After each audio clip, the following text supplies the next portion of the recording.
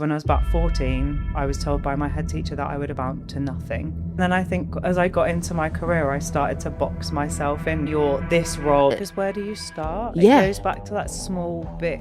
Like, what's the smallest thing you can do? But if you're very overwhelmed, I think in that moment, stepping away from what you're doing is the most powerful thing you can do for yourself. For me, a version of success is that I can take a morning to speak to you here. That's success for me, that I can have some time to do other fun things that aren't at my laptop. Like the gift of time that I've been able to give myself is so powerful. Hello and welcome to the She Who Dares Wins podcast. And my guest this week is Gina. Welcome. Hello, thanks for having me. You're welcome. Right, Gina, She Who Dares Wins. Tell me how you've dared and won. I feel like I've spent my whole life daring and trying to be the bravest version of myself. So when I was about 14, I was told by my head teacher that I would amount to nothing, which has been a reason for continuing to doing whatever I want, because I don't think I was going to amount to nothing. And it was really quite rude, actually. Yeah. So the bar is like, in your mind is like, well, I've been written off already. Yeah. I might as well just do what the hell. Yeah. In some ways. And then I think as I got into my career, I started to box myself into, you can, I don't know, you're this role. So I've worked in technology and consulting for about 15 years, I think. Fell into it randomly, didn't go to uni, because my grandfather said to me, you can study law or not go to uni. And I studied it at college and went, I don't want to study law. So I didn't go to uni. So it was just that. Yeah. Very like split. It's either this or this. Everything's very black and white. So I think daring and winning is to, I don't know, to push myself even ever so slightly out of my comfort zone. To, I don't know, do another job or go and live in another country. Oh, okay. So the culture Yeah. in another country has helped you become more daring because of how they are. That's quite fascinating. And also the directness. So I've got a very limited amount of vocabulary in Serbian. So if I want something, I have to be quite direct because I can't say 20 words when I only need 3. I love that. I feel like that is a bit of a superpower.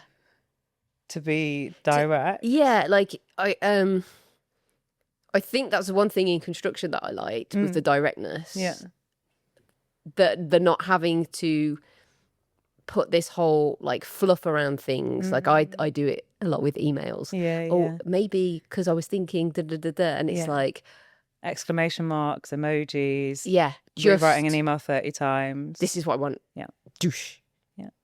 And what's the worst that can happen? Someone will say no, or can you give me some more information? Do we all need to move to Serbia to learn this? Do you think they're over there going, bloody hell, she's direct? or do you just think that's just it, right? I feel like being direct has its, I think there's a lot of benefits. I mean, there's pros and cons to everything, but being able to say what you want and what you need as a female that has grown up not really knowing what I wanted or needed, probably not ever, that sounds very dramatic, but putting anything else in front of my own needs because either I didn't want to think about them or do them, to now having this like open part of my brain that goes, oh, actually, I want to do this now. I don't know. I want to paint this afternoon, which is my new favourite thing to do. I just spend ages painting. And would you say that that's come from that cultural experience? I think so. I think it's helped me understand a bit more about how I want to live my life. So my husband's parents, they retired, I don't know, like 10 years ago or something, but they live very much with the land and with the seasons. So they've got land and they grow vegetables, and then those vegetables will see them through the summer. At the end of the summer, they then pickle some vegetables to then see them through the autumn and the winter. So their lives are based with the earth. Like they understand how the earth moves and how things feel. Whereas, I don't know, I live on the 8th floor of a block of flats. I'm quite far removed from the earth. And the more I try and connect with, it feels a bit woo-woo, but the way things were, I don't know, hundreds of years ago. Like none of the stuff that we have with us existed 10, 15, 20, 30 years ago. I don't know. I like to touch the ground is basically what I'm saying.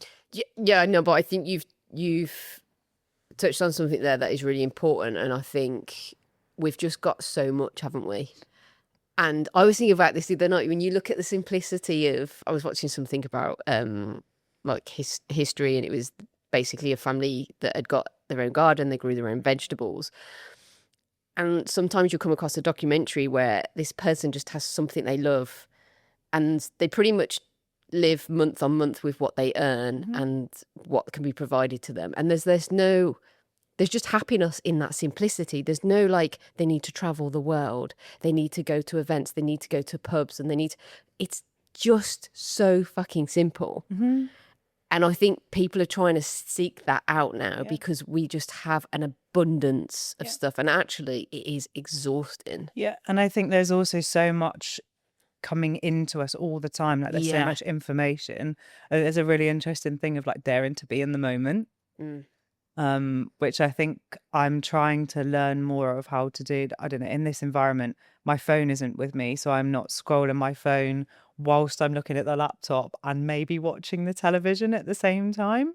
I don't need 3 screens at the same time to do what I'm doing, but I think multi-stimulation is quite helpful in some scenarios. But here, this is just the environment that we're in right now, and we've got this time to have a chat. You came back from Serbia and then you landed in a world of tech.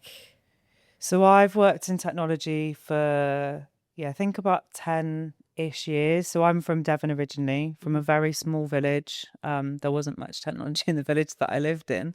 I'm very connected to the land, actually. Full circle moment. I'm built to play in fields, I think. And then moved to London 10 years ago for a job. Right.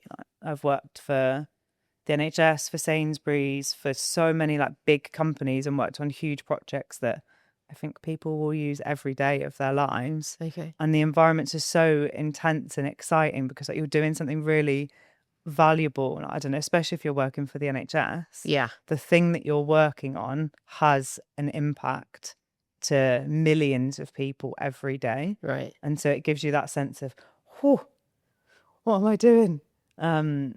I want to do the best I can possibly do. But I think the moment in all of these different parts of my journey is I felt I want to try something.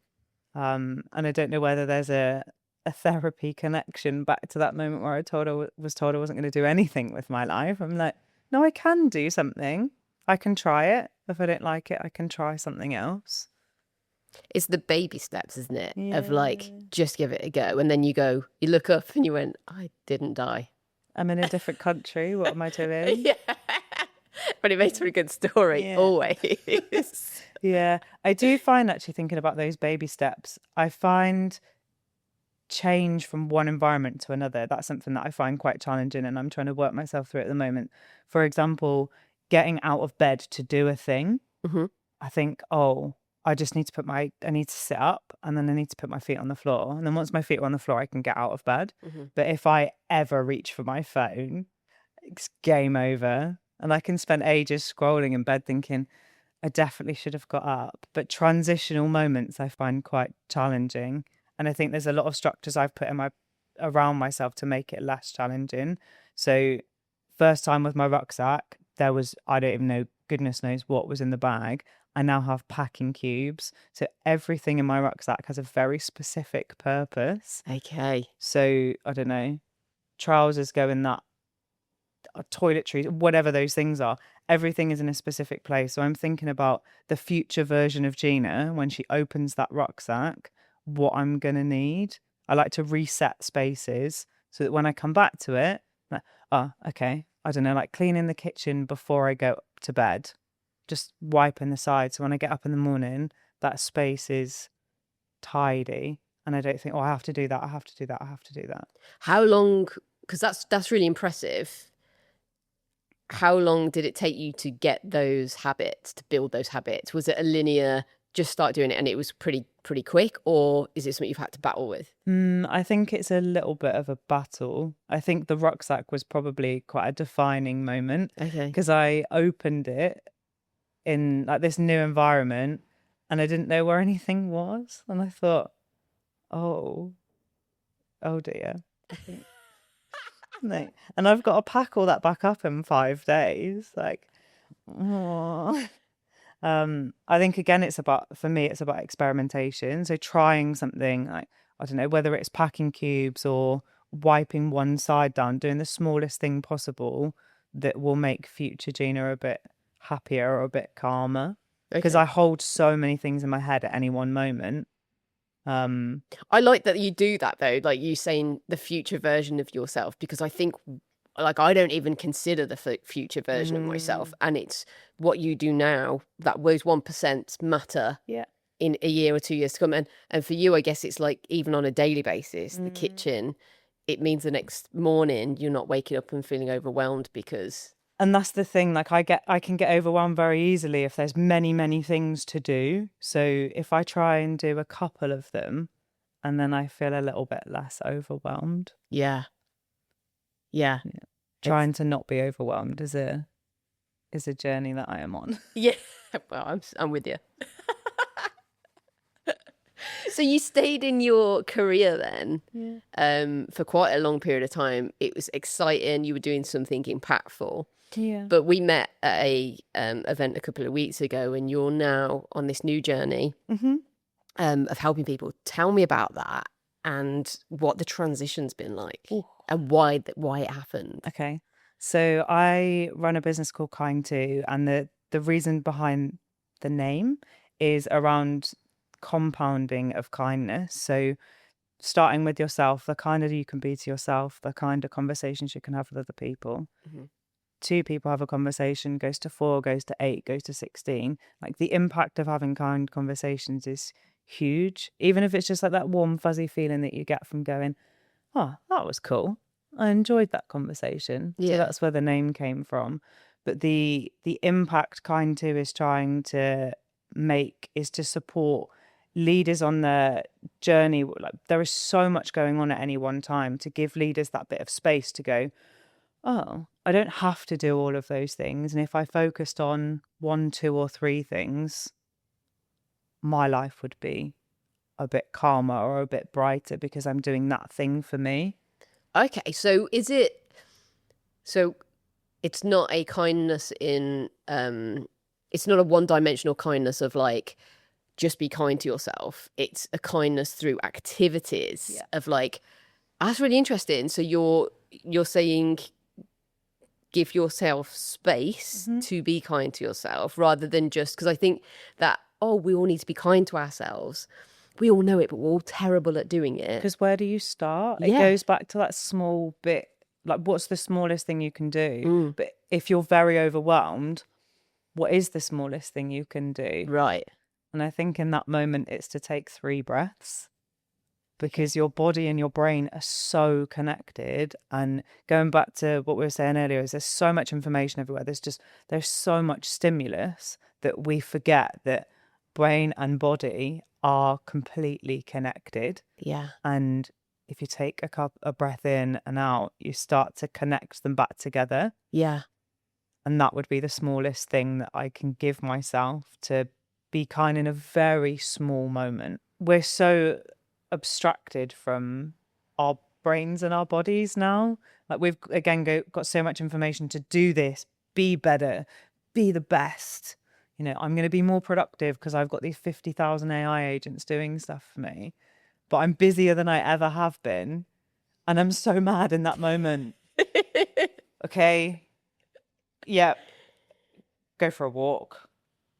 Get out of, like, connect your brain and body back together, because this is the thing that we were given by somebody or something, and we've only got one of them. When did you first learn that? I went through a therapy journey a few years ago, and I didn't realize how much I'd like locked in my head. And I think understanding a bit of how my brain works and how I can support myself through moments was really helpful. Okay. Was it slightly CBT therapy or? No, it was, I think I did a bit of singing therapy actually. Cool. Yeah. And again, it's connecting with something that isn't a thought process, because I can talk my way in and out of problems. No, I can logic myself out of anything. Me too. So if I'm in a challenging situation, logic is not my friend, because I can think of very quickly all of the steps that I think will be needed to get myself out of that thing.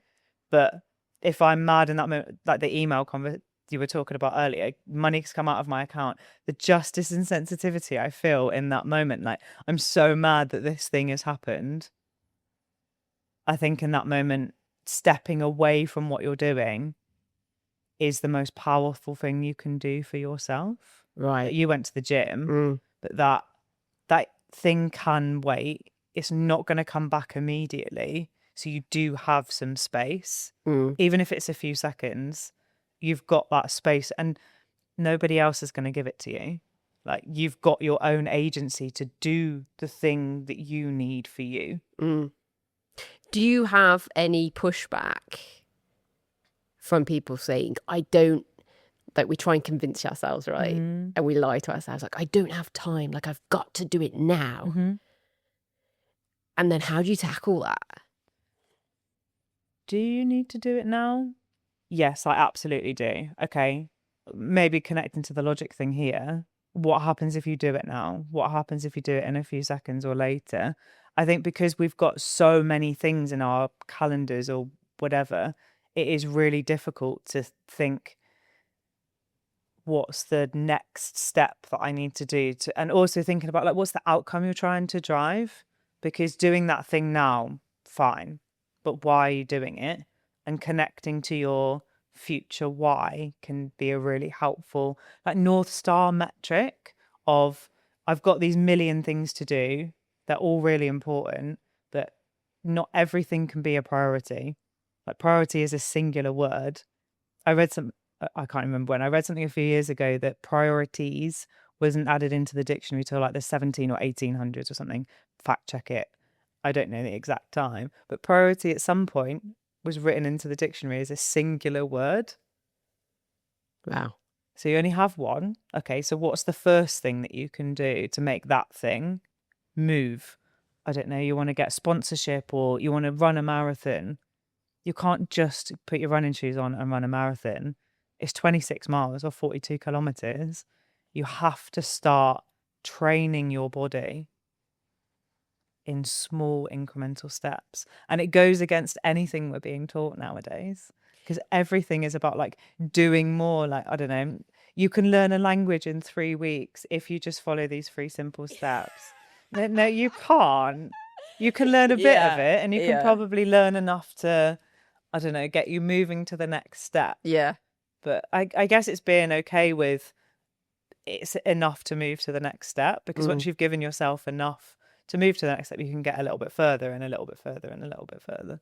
I think what you said is so important, and I think these shows and people that come on the show come at the right time, because it's something that I have had to deal with this week, and it's only now that I'm going, holy shit, like, you cannot do, like, I go into these panic modes, and then it's like, I typed into ChatGPT yesterday all about the show and what I was doing, and it basically came out with, this is like a full-time job for 6 people, just the show, and you're now wanting to do these other bits. And I said, bring up a schedule, and it was like, no time. Yeah. Like, this is insane. Like, people that have a show every single week for a whole year have a production company behind them, and they have, 4, 5, 6 people that, like, you are singularly doing this. And I was like, but I have to do this, and I have to do the other stuff. And then I'm now sitting here going, as I did yesterday, like, what actually the priorities, or because what actually happens when you put priorities is I just go home at the end of the day feeling deflated because I've not moved the needle, because there's all these things. Yeah. Which I think ties into, we were chatting previously before the show about like ADHD and neurodiversity.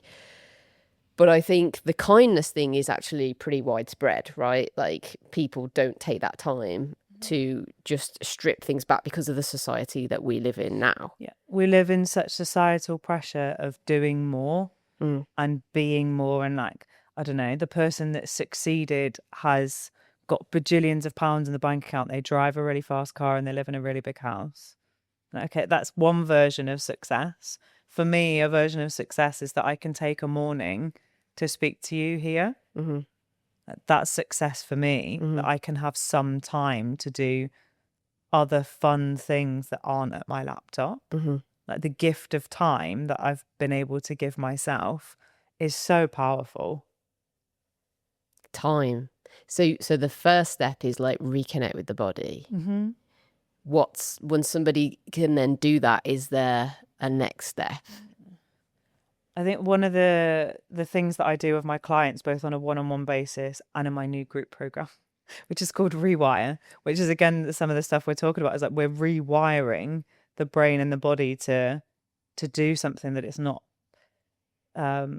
not connected with at the moment.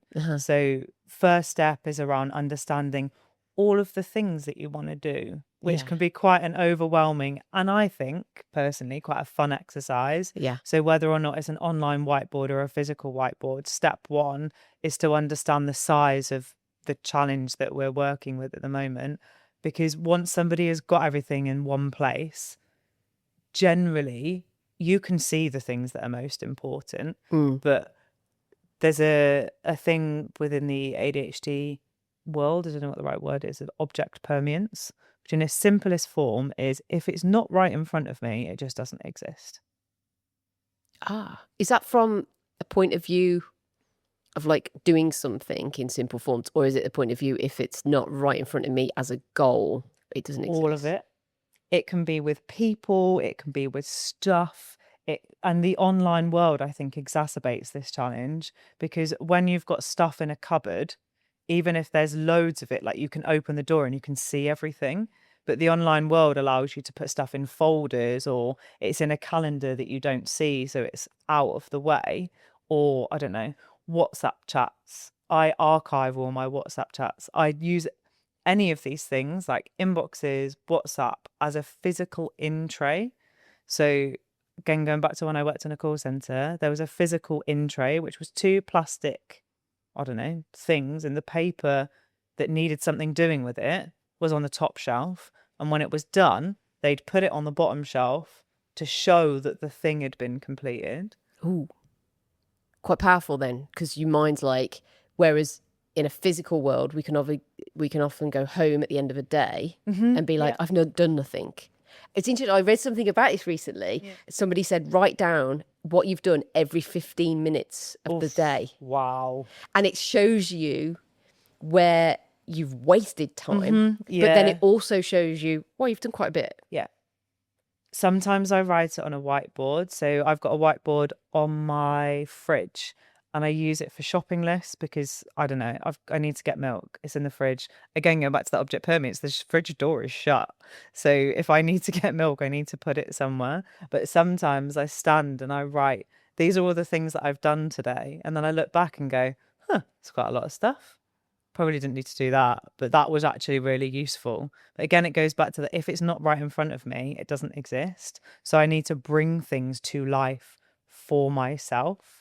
Okay. And the first step of that is visualization. The second step of this process is picking the things that you think are the, say, top 3 priorities. Because I think it's really difficult in this world to go from 18 priorities to 1. Because there probably are different bits in those 18 priorities that you need to do some of.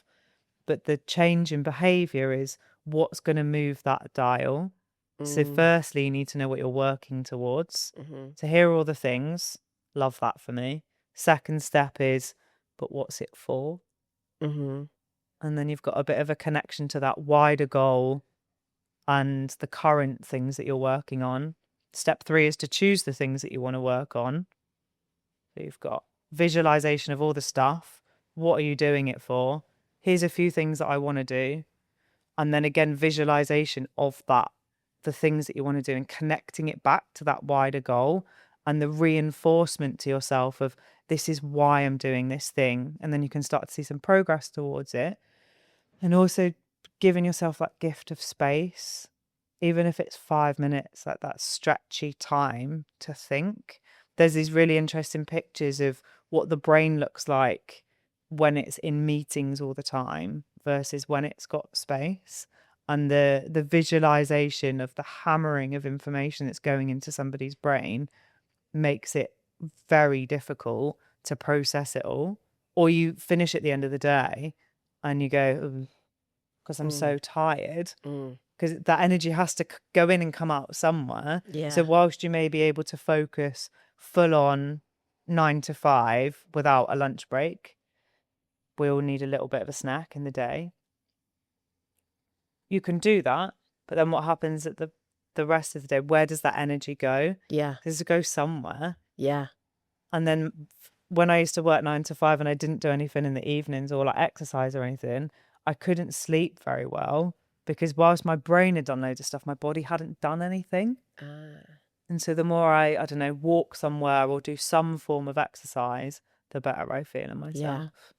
Yeah. It's so fascinating, but I'm going to throw a spanner in the works. Love it. For me, personally. But I think this will Let's help do it. people listening. I've been through this process within the last 6 weeks. Okay. Zoomed out. Yeah. The global thing that is She Who Dares Wins events, podcast. What else have we got in there? The documentaries, Dare Club. Then we zoomed in and was like, okay, what's the purpose? The purpose has always been for this show to empower and inspire women.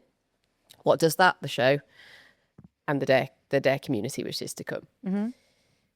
We're 3 weeks on now, and I'm back to everything. Okay. Because of a panic of like, it's not happened in the immediate term. Oh yeah, we need that immediate dopamine. Yeah. Yeah. What advice would you give to somebody like me that is like, and hates themselves for this perpetual like twist that happens because we know it doesn't serve us? Like I probably know what's coming because the one thing that I didn't do when I was in this age was just fucking go for a walk. Get out. Yeah. Step number 1 is get out of your head. I don't have time for it. I don't have so it would be step out. I think there's another thing that one of the interesting things that you said with the podcast, what the podcast is for, what the Dare Club is for, like what's it for you? Like what's your wider goal? Like, is it because you want more time? Is it because you want more space? You want more money? All of whatever those things are. Yeah. That goal for why am I doing it for me can add another dimension onto it, and also revisiting this stuff. So going back to your list earlier, that 15-minute thing of, I don't know if I could do it every 15 minutes, but anyway, the connection to that why can be really helpful. Okay, so going back to the bigger picture, but not the stuff.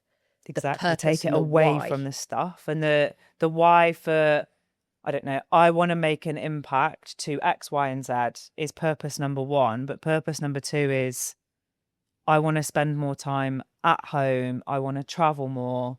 I just want to sit and read for a bit. Whatever those things are, your purpose can be a really powerful motivator to do those things, because the stuff will always be there, and some of that stuff is going to be really boring.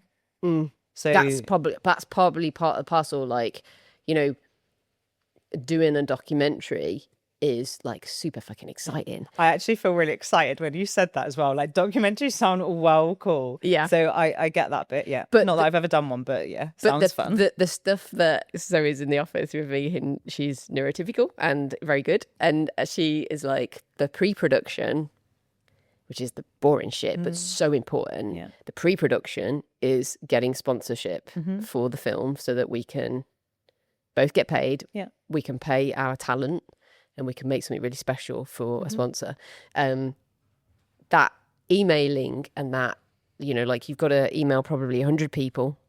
There's going to be rejection. That to me, I'm like, yeah, I know what the documentary's about. I can visualize it. Then that pre-process, I'm like, right, what else do I do? Because what, Can I clean? Can I clean? I don't know. Can I clean this? Can I clean the side of the sofa? but then if Netflix emails me, I'm back on it. Yeah. Yeah, it's so Yeah. hard, isn't it? But I think there are probably two things. One, do you need to do those things? Like if you've got, how do you and Zoe? so yeah, How do you and Zoe work together? Like, is there a skill share thing? So she's really good at X, you're really good at Y. Can you swap and take the things off your plate you don't like doing? yeah, I think Zoe's very good at like, so I will do a pitch deck, but I will chat GPT the shit out of it, and then she'll have a look at it and she's like, doesn't sound like a human. That's not what we're doing. And she'll go through and tweak it. But like the bulk of putting it together saves her time because she's busy. She's also creative too.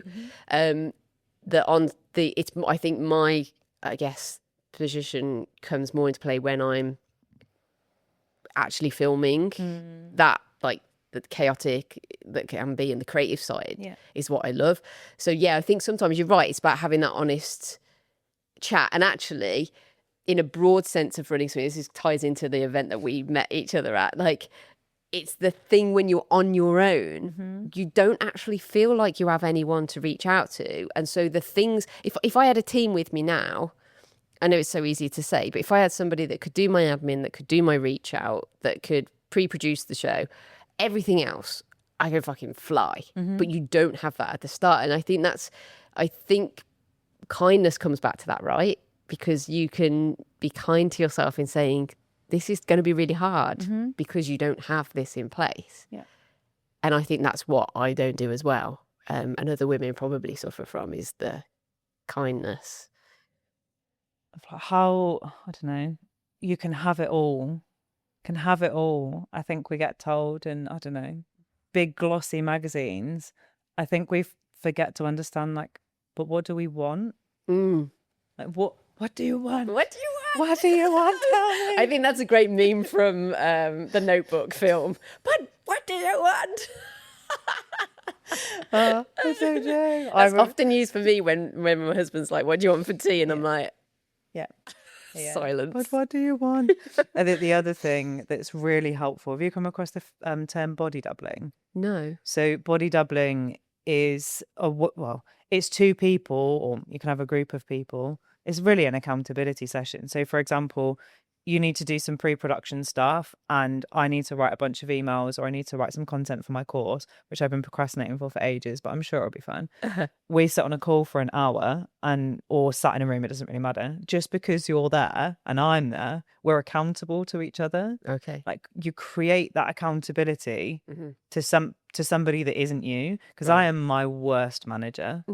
Like I've managed people and led people and managed stuff for years, but I'm terrible at managing myself and my own time, because I just want to play about. And I don't know, if there's something else to do, I'll probably do it. But if I've got that accountability scheduled, so every Monday I have a call with one of my friends who's a business owner, and we do a bunch of stuff that I don't know, is either really boring or need somebody to thought partner with. Right. Okay. So that can be super helpful. Yeah. Just, again, it's creating that space for you to do the thing that either you don't want to do or that you know you need to do. Right. And the more conversations like this that can happen, like these tools you don't know that, not you, like why do you? We don't always know that these things exist. Yeah. And it's so powerful to have a conversation. Someone goes, "Oh, I didn't know that. I didn't know that existed. I'm going to try that." Yes. Oh, cool, fun, great. Yeah. And trying things as well, because I like in my, I guess I don't know what the right word for it is, but I would, in my naivety, I'd be like, is that not seeking validation? And that is exhausting if we keep doing that. But soundboarding is very different from seeking validation, right? I think so. And also, so one of the things that I've learned from building software is there are two trains of thought when you build software. Either you get everything up front. So I don't know, you want a website built and I'm going to build it for you. You give me all of the information that I could ever need to build that website. I go away and do it. And then 6 months later, I come back to you and I say, here's the website. Or I could do a little and often. And I don't know, if you're doing a blueprint of a house, the best time to change the blueprint of a house, to change a house, is at the blueprint stage. Because once you've got all the walls in and all of the stuff in the house, it's really difficult to make those changes. I think if you're building an MRI scanner, it's really useful to know everything up front and then take it off bit by bit. But when you're building software, we generally do things in smaller cycles. So say 2 week cycles. So you know that you need to build a website and you chunk it up into A, B, and C, whatever those things are. But the quicker I can get something to you as the customer, the quicker you can give me feedback. And you can move on and forward. Exactly. And if it's not right, that's fine. We can make changes and adjustments. And the better the relationship is between the customer and the person that's building the thing, the quicker the feedback cycles will be, because the more trust and compassion, fingers crossed, we have for each other. Yeah. And the more nuance and understanding, because you're going back to that website example, you want it to represent your brand, the thing that you're trying to showcase to somebody.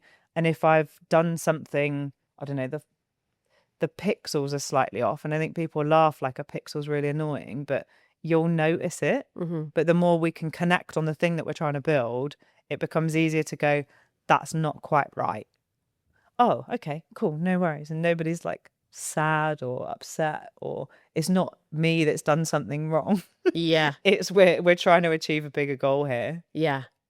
It's not waiting for that big thing that you put out and then it's like, oh no. It goes back to that thing of it's a journey, not a destination. It's a journey. And don't get caught up on the bumps in the road. Like, you can get through it. I think having a community around you, and whether that community is one other person or a group of people, that's super important for me. So I've spent my working career in a very male-dominated industry, and I really enjoy working with men. The guys that I've worked with, most of them have been really cool and really great, and some of them are still my friends now. But one of the things that in my 30s I found is having a group of women around me. And I've fostered relationships with females that I've either, I don't know, worked with or met at events or whatever. It's a whole different ball game. Like the emotional connection that I have to a female of, I don't know, working through a problem that we may have that's a similar thing. Oh, it's so different. Like males and females, and males and females, I think really differently. Very differently. Really differently. And it's opened my eyes to like, oh, quite like hanging out with women and like, I don't know, doing stuff. I don't know. I think because they get it, don't they? Yeah. I went to a jewellery making thing a little while ago with my friend. I made this. Very nice. Love it. My friend said to me, are you having a nice time? And really deadpan, I was like, no, I'm literally here because you're here and you asked me to. And the women on the opposite side, so it was a jewellery making workshop, and there was probably about 20 or 30 women.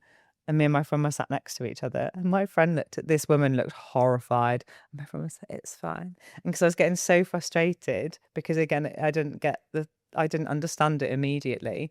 But once I'd got it, I'd calm myself down. And again, it's going back to that trust process of like, it's okay that the worst thing that can happen here is that my necklace doesn't look amazing. Yeah. No one's going to die. No, and it's fine. It's okay that my necklace doesn't look amazing because I'm having a nice time. And that's really what I was trying to express to my friend, who did understand it with the frustrated words that I gave her, which was very happy that she understood what I meant, because I wasn't mad at her. I was really mad that I couldn't get the little fiddly thing connected to the necklace in that very specific moment, because it kept falling on the floor. But once I'd understood it, I was fine. You were fine. Yeah. That's so cool. But I wouldn't do that with my husband. There's no way he'd want to do anything like that. And that's fine. Yeah. It's good to have different groups of friends, and not also for it to just be the two of us and the only person we speak to is the other one. Yeah. Having other people around that you can bounce ideas off, I think is really helpful. Yeah. I think that's why I've been drawn to, like, when I go to events or have taken the show on the road, Just imagine like, yeah, on a little, little van. Yeah, it feels like that. I'm taking all the kit out of the studio. God, like that. But it's a deeper broader connection to then not knowing who is listening in headphones. So it's a weird concept when somebody says, oh, I listen to your show, because I'm like, I'm not there with you. Yeah. But they feel like you are there with them. Yeah. Yeah. So it's like a two-way thing, and I think that deeper connection is something I actually miss. Like, that's why I love these hours so much when I get somebody on the show. It's like the best part of the job. Because on a construction site, that community, even though sometimes it was a bit shit, was there. Yeah. And it's so important. It's like a camaraderie thing as well. You are a group of people that are all there for that very specific purpose. Yes. And I wonder whether in construction as well, there's such there is an end goal. Like at the end of this construction project, there will be a thing. Yeah. And that thing will exist for 100 years. Yeah. A long time. And look at what I've done. Yeah. That's the thing, is it's tangible. Whereas I think like anyone that works in kind of media, social media on their own, like sometimes the tangible stuff doesn't come on a daily basis. You can't see it. That visualization of like, you might have moved the needle forward, but you can't see it. And the feedback is like, it's not there yet. That's really hard. But you can seek it. You can seek that feedback, and you can visualize what, even if it is on a whiteboard and you've drawn a needle, and then you look at whether or not it's moved today. Yeah. And also in that moment, I don't know, you could have 15-minute session at the end of the day of like, what did I do to move the needle? And if it didn't move, why didn't it move? And that conversation is not for me to beat myself up that I didn't do the thing. It's a data point that I can go, oh, okay, I spent 4 hours cleaning my flat today because I was supposed to do something else. Maybe if I took myself out of my flat, then I could focus on the thing I was actually supposed to be doing. Because one of the things that I have been struggling with lately is, because I'm not 100% sure what I'm doing, I go to a thing that I have complete control over. Same. So, and that right?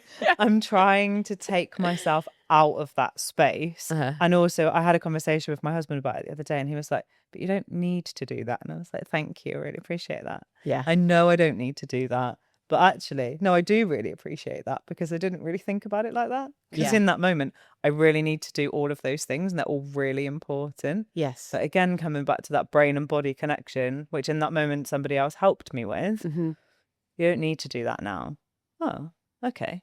Right. So if I go out of the house, I go and sit in a coffee shop or wherever the space may be, makes it a lot easier to focus on the thing that I'm doing. So when you take yourself out of the situation, then how do you go back to that bigger purpose why, to then go, what is next to do on the list? So I do it on a weekly and a monthly basis. So I'm on this program called On It, which is run by a strategist called Alice Benham.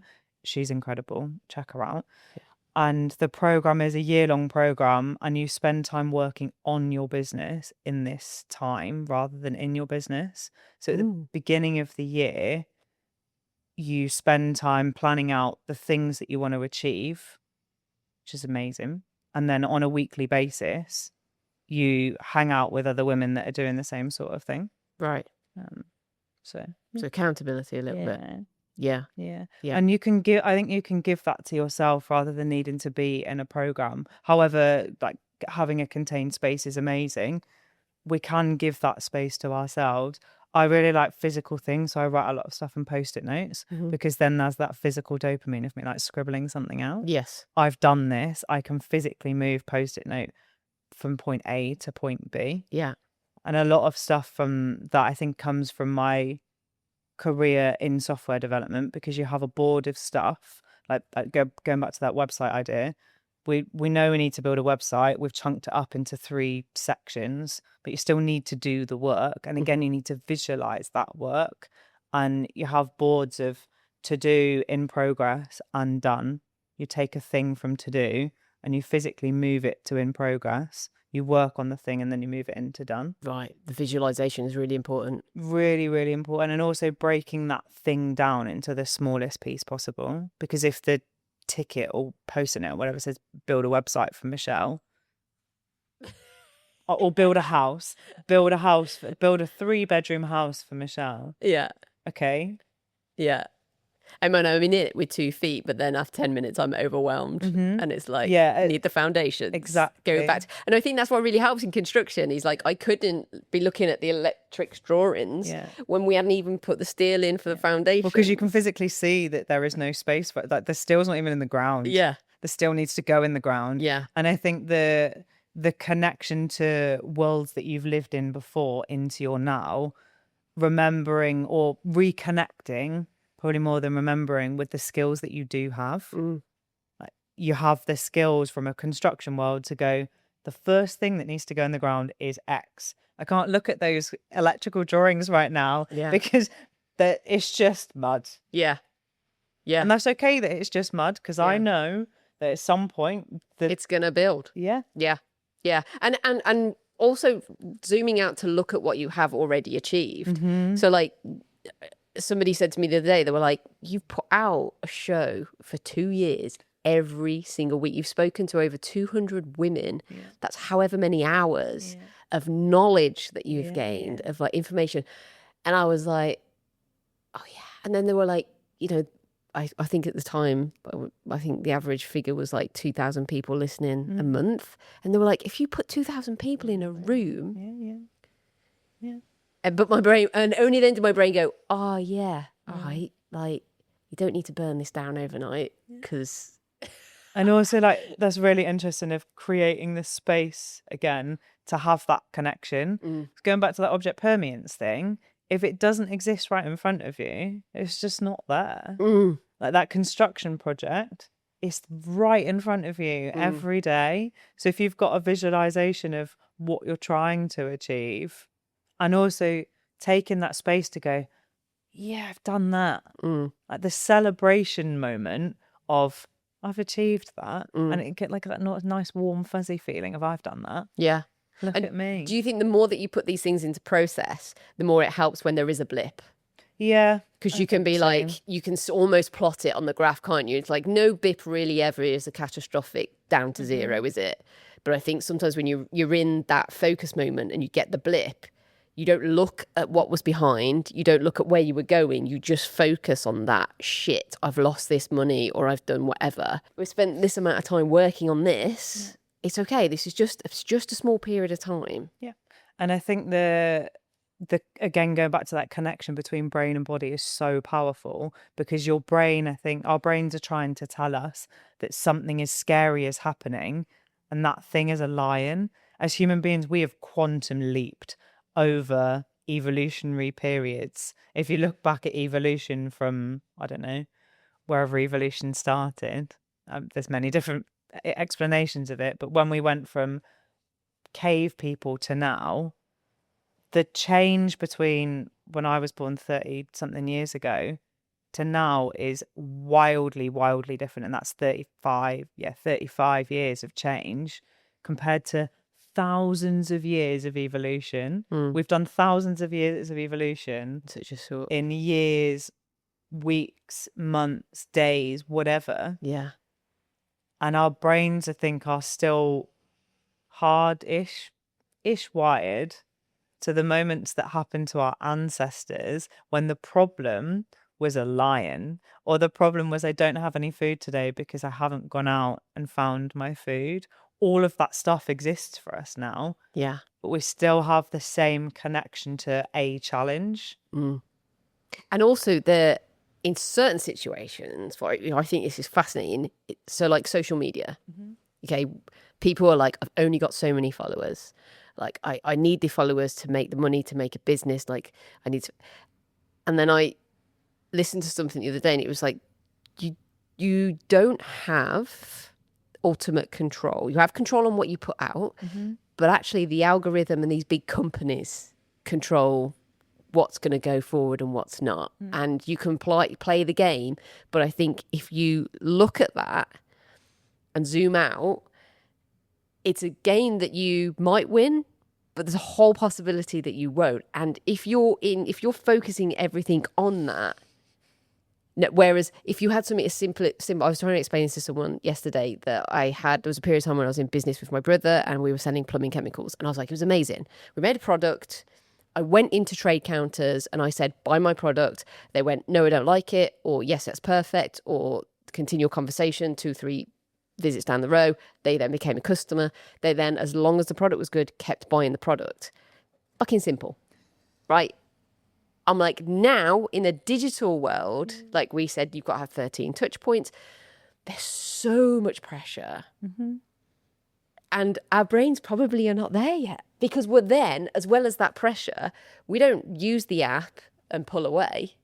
We use the app, then consume the app and then go, well, I'm not as good as them and I'm not as good as them. So years ago, I didn't have an insight into my competitors' sales figures.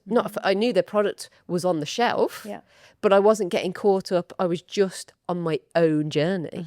Yeah. And there is something about being blinkered on your own journey and going into that, like, what can I control? There's that sphere of influence. It's 3 circles. So the inner circle is, what can I control? What can I influence? And what is completely wildly out of my control? I don't know, whether it rains today, it's completely out of my control. Sure. What's in my sphere of influence is I have access to the internet, or I can look at the sky and I can see whether I think maybe it's going to rain and I'm going to take a raincoat with me. Yeah. Just in case, because I don't want to get wet, as an example. That is what I can control. Yeah. I cannot control the weather.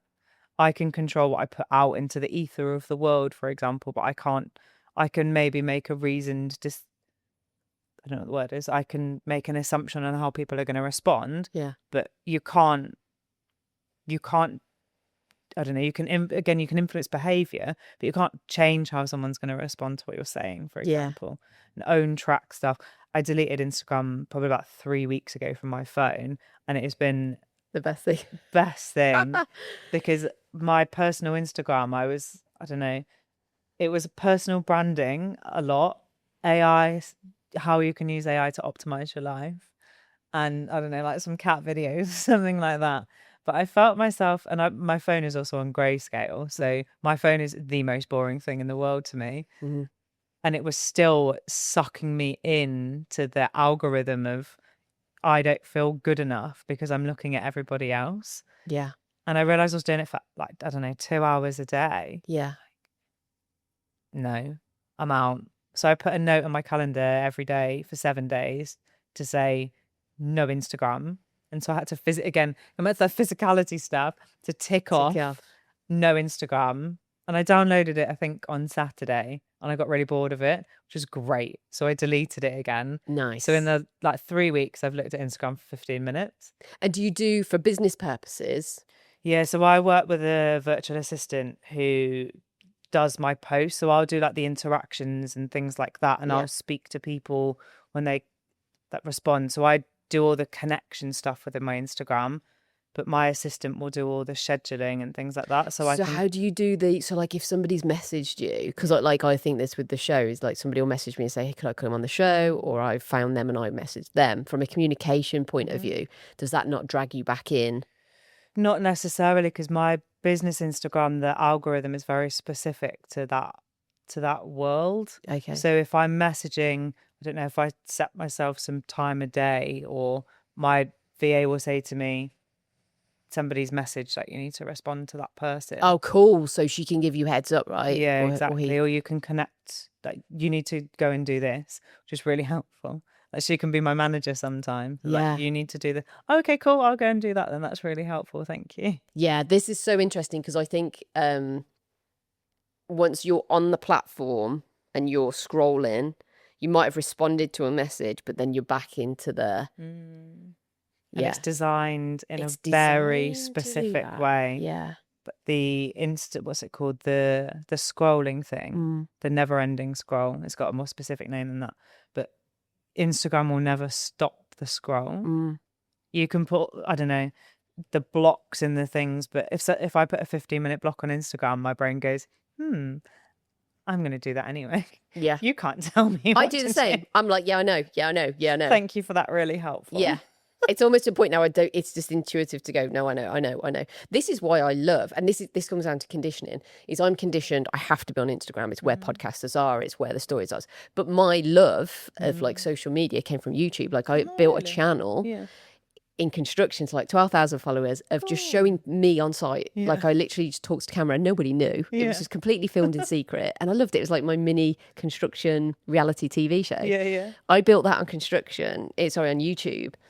And then when I started the show, I think I was like most women my age or people that want to watch the show are on Instagram and Facebook. They're not necessarily, I think women don't use YouTube as much. I think it might have changed now.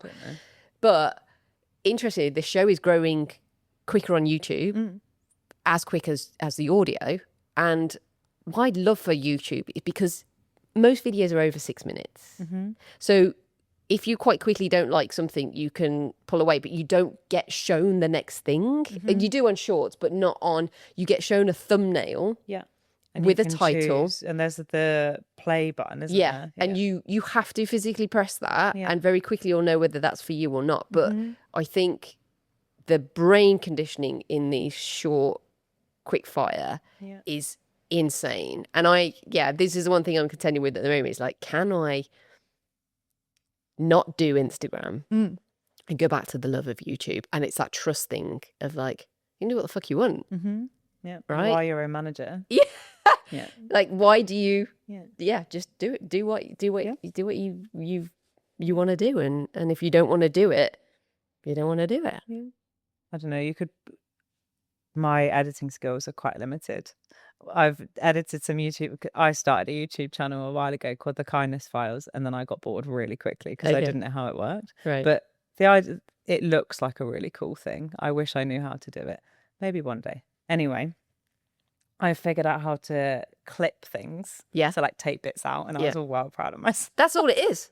Like, I honestly, people talk about this and they're like, how did you learn to edit? And I've self-taught to edit, being to film school, and then when I started to do the construction stuff was actually when I taught myself. It was nothing to do with what I learned at film school. And a friend of mine said to me, it's just basically like a long sheet of visualization, and what you want to take out of it is, like, at the time I think it was Apple Final Cut was like my first, and it was like in and out. So you take that bit, in and out. That's the bit I want. Put it on the timeline. Watch the other stuff. That's the bit I want. Put it in. And I think, is that it? That's it. No way. So you can move it. Again, it goes back to that physicality stuff.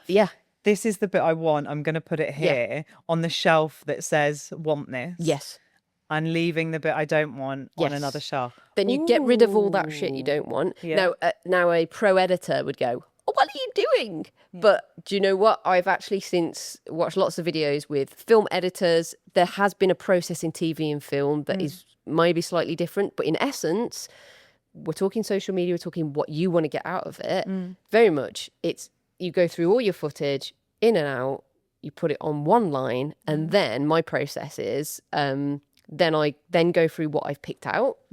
And then you start tweaking it and and you can move bits, and you forge what it needs to be.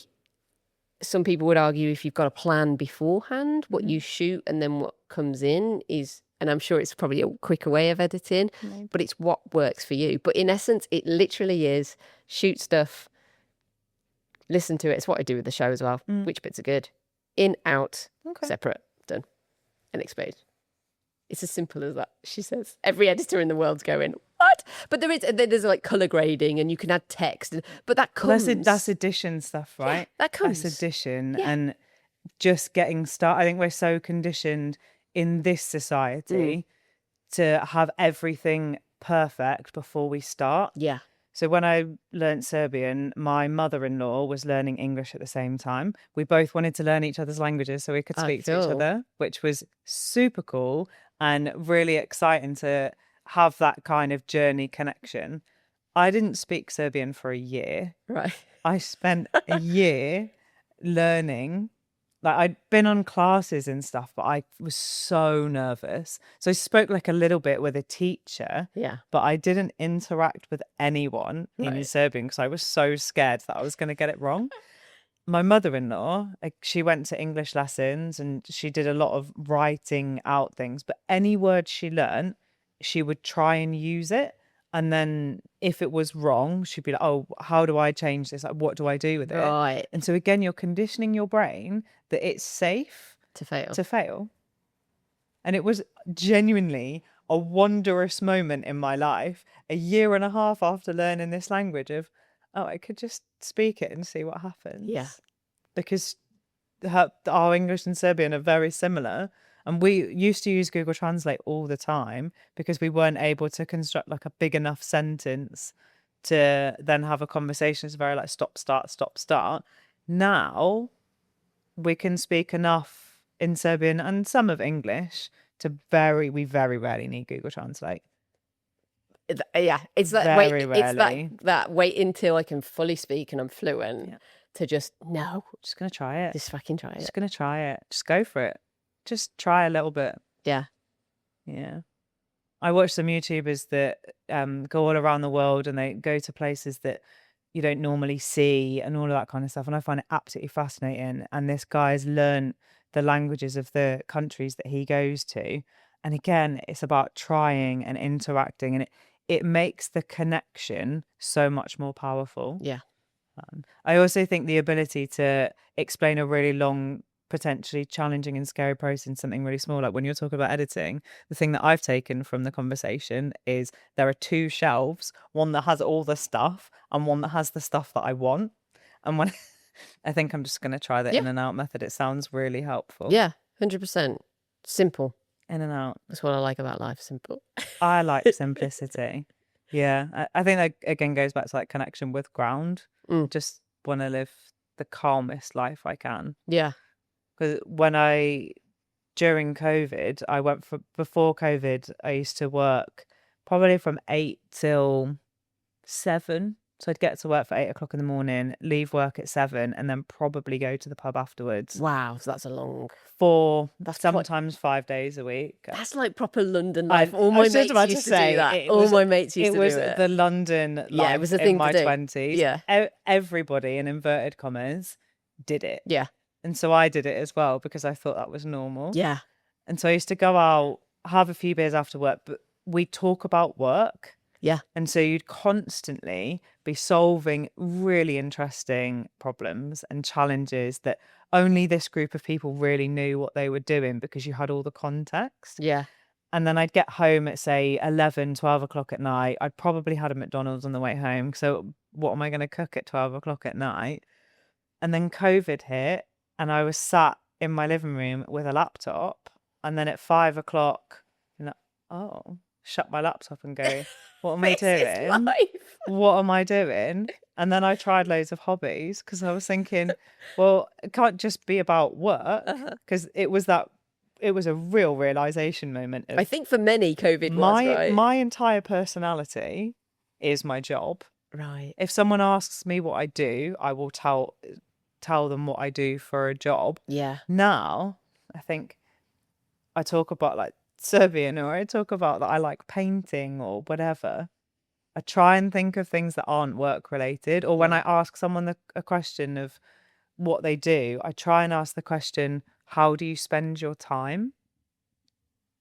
Because it really changes the response to the question. Yeah. Because we can be so consumed by, I'm this job and this is my identity and my role. 100%. And I think that's something that I felt not uncomfortable with, but at the event that we were at, it's very much, this is what I have to give, this is who I am. And then when somebody comes up to it, in fact, I think you were probably the only one, because I'm coming away from the event, I don't know if we talked about what you did, but you told me a bit you just told me a bit about your history and Serbia, and it's so much more interesting. It is though, isn't it? It's like, you can have a really interesting job, but sometimes people that I've met have most interesting stories, perhaps have like just a normal job. Yeah.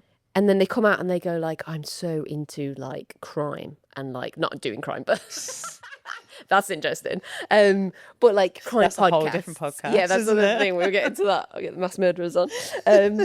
And I'm like, oh, or like, you know, if sometimes I can spend time with a guest after the show, it might be, if they've come from afar, it might be a coffee or lunch, whatever. And they talk to me about like completely weird, obscure hobbies or like books they've read. Yeah. And I think sometimes we do. I had a proper. Probably sounds quite similar to you. I don't want to do construction anymore. But I'm.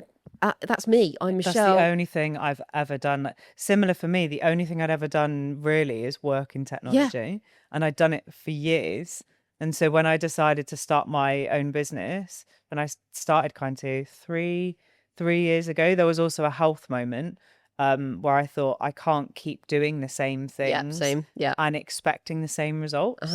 You try it though, right? Till your body goes, nope. Yeah, and also like a similar thing I think we were talking about earlier of like connecting back to your body. That your body's well smart. Yeah, it's and telling it you. will tell you multiple occasions, I'm not really sure about that. Can you please not do that? But because you can do it, you keep pushing and keep pushing. And then one day the body goes, big red button. Yeah. We're not doing this anymore. I've told you time and time again. Yeah.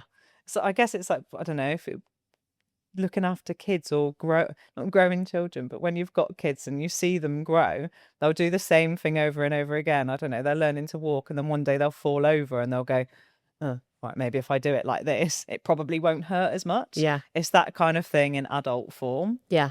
We forget. It was the exact same happened to me. I think I talked about it loads on the show.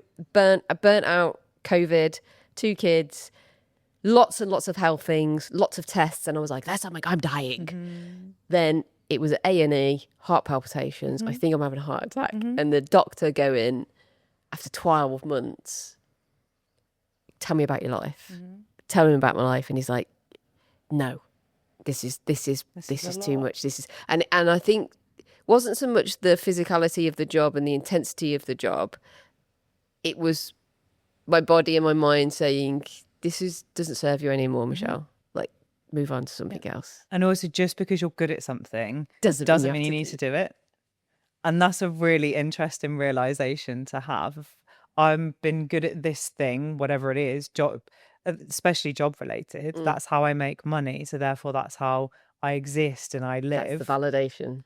So, and also someone pats me on the head when I've done a good job. Isn't that funny?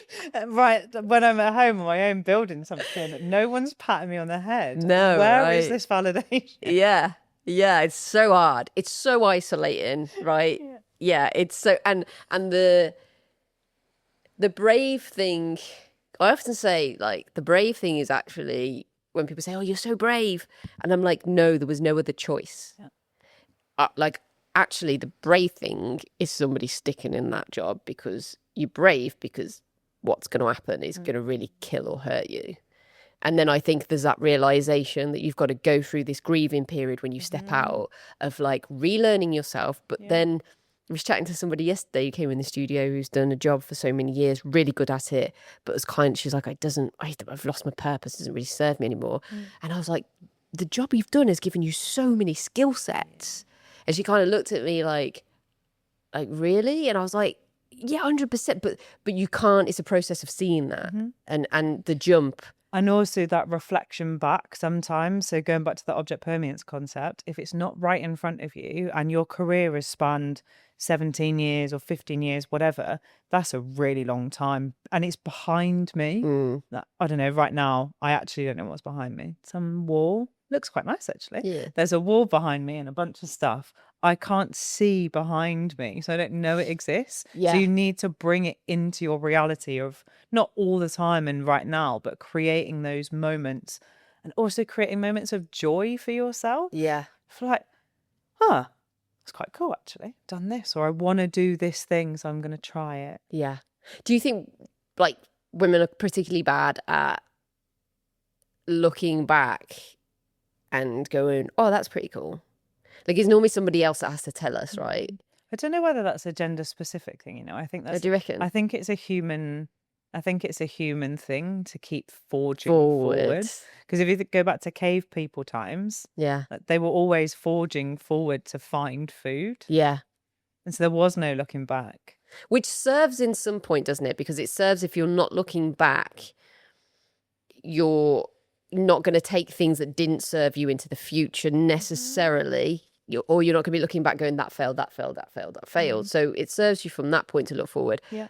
But the positive stuff Yeah. is huge. And if we're not taught how to do that or have that realization either alone or someone else reflects back to us what we've said, we can go, I don't know, lives without going, oh, that was really cool. I really enjoyed that. Or I didn't like that so much, I'm going to do less of that. So a good thing is to have like a yearly, you just give me an idea for Inside Dare Club now. I'm like, right, you know, at the end of the year, like a reflection. I think there is a really helpful thing of doing small ones and big ones. So I have a note in my calendar. So I use Google Tasks because they follow me if I haven't done them. I physically have to tick them off. Okay. I have an end of week reflection and I ask myself 3 questions. What did I enjoy this week? And also because I take a copy of last week's, I reflect on the week before and see if anything's changed. Okay. So what good thing happened this? What did I enjoy? What was challenging? And then what do I want to take into next week? Okay. So then I've got some actionable things that I can do in the next week. Yeah. And then again, I can tick it off. Right. So I'm treating myself like a child essentially. Yeah.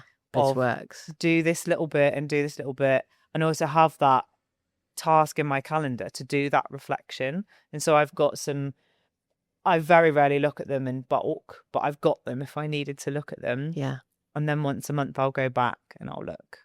And then having that looking forward once a year to this is what I want things to be. But having like that dream space of like, oh, I also have a note at the bottom of it. It's like, what would future Gina need? Or what would she want? Or what would she say to you? You've got this. Like, it's okay. It will pass. And it's the same every week. So by the time I get to the end of this short space, it's like, you've got this. It'll be okay. Yeah. Sometimes I send letters and emails to myself as well. That's cool. So I've got an email scheduled for 6 months in the future. So every 6 months an email will come in and I've forgotten that I've written it. And it will say something of like what was happening 6 months ago. I'm like, oh, that's changed now. Yeah. I love that because that's something that I did at an event. They made us write, where do you want to be 6 months from now? A little bit of manifestation, 12 months. And they took it physically in an envelope and then posted it to me. Yeah. And when you get that in the post, you're like, holy shit, like some of that's come true. Yeah. And like, and that again feeds back to you've moved the needle. Yeah. Also the month, I do it with the moon. So there's an energy. So I'll do what I think this at the end of this week is a full moon. Right. So I generally do it then. Okay. I don't know whether there's something about it, but I think that energy flow is really helpful for me. Yeah.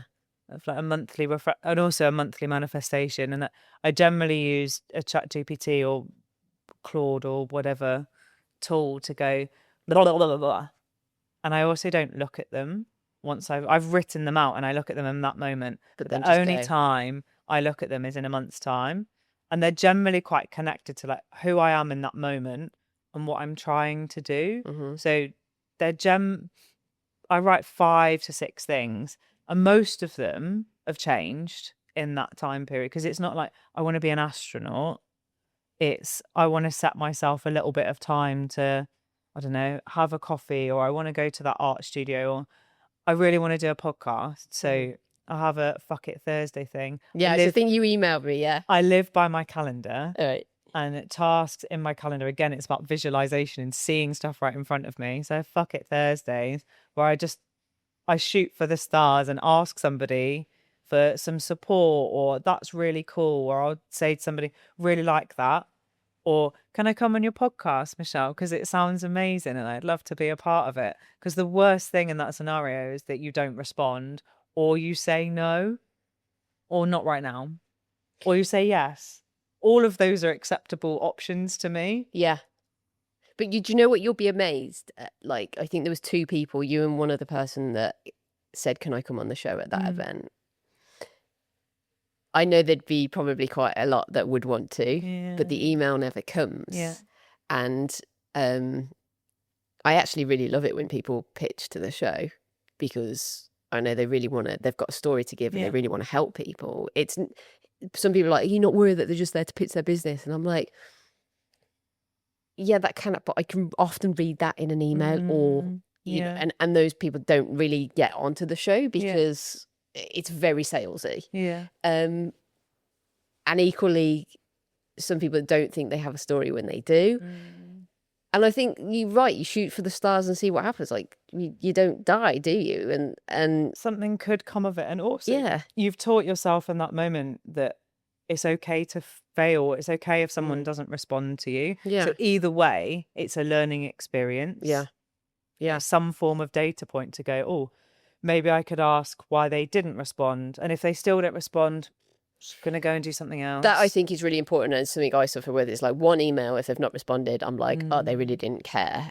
The reality is our lives are so busy that you have to, and as a host, right, I am everything behind this show. There's a million one things on my brain. If somebody comes in and I'm like, yes, I've probably written them in my 7th notebook or like sent an email and they've forgotten. And so the somebody following up and going, hey, we spoke, you know, let me know. I'm like, fuck yeah, like I need, thank you, because yes. And if it's not the right time, I'll go, do you know what? And I'll be honest, because, you know, there's sometimes timings of people coming on is not quite right. But yeah, absolutely. And the whole, what makes me laugh is the whole thing of the show is She Dares Wins. So daring to write an email is part, you're showing me already that you're a bit daring. Yeah, and also you're showing yourself that it's okay to dare a little bit. Yeah. Because daring doesn't need to be go and do this big scary thing. Absolutely it could not. be if you want it to be. Yeah. You can also start small, and if the smallest thing to you is to write an email to somebody that you think, I'd really connect with that person, or I'm going to reach out to an old school friend because I haven't spoke to them in ages, and maybe I could go for a coffee. Yeah. Why not? Yeah. When I moved to London, well, actually, no, a few years after I moved to London, do you remember that Eat Out to Help Out thing during COVID? Yeah. So I sat outside a pub in Soho and I saw somebody that I think I went to school with. So we weren't friends at school. We're in the same year. So I recognised her. And when I got home, I thought I didn't want to shout in the middle of Soho, blah, blah, blah. Did we go to school together in this village in the middle of nowhere? And so afterwards I thought, oh, maybe she's on Instagram. And I messaged her, hey, how are you? I think I saw you in Soho the other day. This probably sounds a bit random and weird, but do you fancy meeting up for a coffee? And she said yes. Amazing. And yeah, we've been friends for like 5 years. She lives in a different country now. I get on really well with her mum. So I stayed with her mum a couple of years ago when I went back down to the southwest. I stayed with her mum who's in her 60s and her mum is in her 90s, and they live together. So wow, older people are fascinating. I think 100%. Go and chat to an old person. Yes. And they generally love to yap as well. Yep. And their lives are so different to the ones that the way they grew up, or I don't know, I'm in my 30s speaking to somebody in their 90s. They've lived my life 3 times already. And what they experienced, because we were both born in the same town, for example, we're both born in the same hospital space, but we've lived really different lives. And old people are so fascinating. Well, years ago, you'd have sat round, or even communities now in some religions, old people are very well respected because there were older people in the camps will give you the stories of what's come before. And they'll give you the knowledge, exactly. Insight. And to also be able to learn. So I guess in days gone by, we have always reflected, just in different ways. And it's again about that storytelling and about that connection and that communication to your roots. So in Serbian culture, for example, every house will know how to make a good cup of coffee. So make Turkish coffee, which is you put 2 or 3 scoops of coffee in a jezva, I don't know what it's called, like an open kettle, I guess, an open pot. And then you have to watch, like, you know, when you boil milk, you have to watch it and then you pour the coffee. Right. Even just saying that, I realise there's so many steps involved to making a good cup of coffee. Slightly off tangent, but anyway, people know how to make a really good pie. They'll know how to make loads and loads of traditional dishes. There is no recipe because it's in your soul, because it's been passed down. They say we say from generation to generation, but they say from knee to knee. Right. So I asked my mother-in-law how we're making a cheese pie once. It's thing of phyllo, making the phyllo pastry from scratch. Mhm. You then fill it with a cheese, like a feta cheese and egg mixture. You roll it, and then you make a swirl, and then you put it in the oven. How do you know how much flour? I don't know. You look at it. How do you know how much oil? You feel it. How do you Yeah. know how much salt? I don't know, Ginny. You taste it. Yeah. All of this stuff is about feeling. Yeah. And I think we're on such a quest and a thirst for knowledge that we can sometimes forget the skills and the cool stuff we already know. Yeah. And that leads nicely back to the connection to the body of going, what is it you do on a daily basis? When do you feel really good? Like, is it the gym? Is it the walk to school? Is it the conversation on the show? What feels great? Yeah. And not everything, the whole day can't be filled with amazing things. That's not life, right? But I think we're so far lost from that connection, and having that, like, just increasing that gap of that really good stuff can have a huge implication on your life. I think also there seems to be some drive for everything being amazing, which I think is a challenge, because if everything is amazing, then your baseline is going to be super high. So then what is, I don't know, if we use a lot of superfluous language as baseline language now. Yeah. So that's great. Is it great? What does great mean to you? Great means just above average, I think. But if you also have, like, I think this is quite liberating, isn't it? If you start something and you go, I have zero expectations. Like, and you're not taught to do that. You're like, No. how much money do you want to make? Yeah. Like, work back from that. Yeah. But if you start something and you go, that'd be really cool if like one person joined, but like, maybe I'll just build this and it doesn't work, but I'm going to learn something in the process. Instantly, the pressure that surrounds has gone. Yeah. But we're not taught that. We're taught you need X amount of followers, you need X amount of sales, you need to be. And those people that put that pressure on and then get to that level, I think look back, and again, this is a generalization, they look at what's in their life that is so full of all this stuff that if the baseline was really low, like I was watching a clip of a guy and he made a huge amount of money. I think he was a country music star, but he was like, I never lived beyond my original means. Yeah. He was like, so all this money. So eventually he knew he'd got enough money for like probably a few generations of his kids like to survive on. But he was like, I could have got the cars, I could have got the fancy restaurants, traveled the world, done all that kind of stuff. But my baseline is really low. And so it just took the pressure off. And also everything that you do above that becomes really cool. So I was speaking to a friend earlier about coming here, and she was saying, I love this area and I've never been to Farset before, so welcome. It's really cute, really nice, all the buildings are lovely. Anyway, and she sent me a map link to somewhere that she really likes, and it was the space that this is in. Oh, okay. And I said, oh, that's where I am now.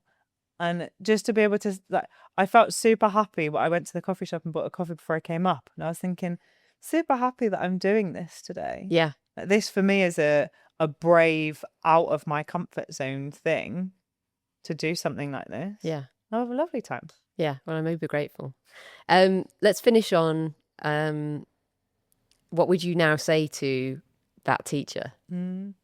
So I wrote this. So have you come across the Artist Way before? Yes. So I'm doing that at the moment. A few of my guests have done it. I'm on day 6. Okay. And so I do morning pages every morning. Yeah, 6 mornings. I've written freehand for 3 pages. I haven't looked at any of it yet. Okay. My writing's really scrawly. But one of the things was name a monster that's like limited your creative belief or something like that. And I wrote about that. And then on the next day, it was write a letter to that person. And about 10 years ago, 5, it doesn't matter, in the near past, I was earning the same amount of money as that my old head teacher was in IT, and I wasn't running a school of children. And I really wanted to message him and be like, I did do something. Yeah. And then I didn't, because I didn't really want to speak to him because I thought it was a bit of an arse. But I did have that moment in myself of like, no, I did all right. Yeah. Thanks for the fuel. Yeah. Right. Positive. Thanks for the fuel. And also, being a grown-up is really challenging sometimes. And I think some people don't realise the effect of the words that they have on kids, and how powerful it is. So I would say to that person, probably had a rubbish day, but thanks for the fuel. Nice. Well, thank you so much. Thanks so You've much been for having incredible me. guest. Amazing. You've definitely dared and won.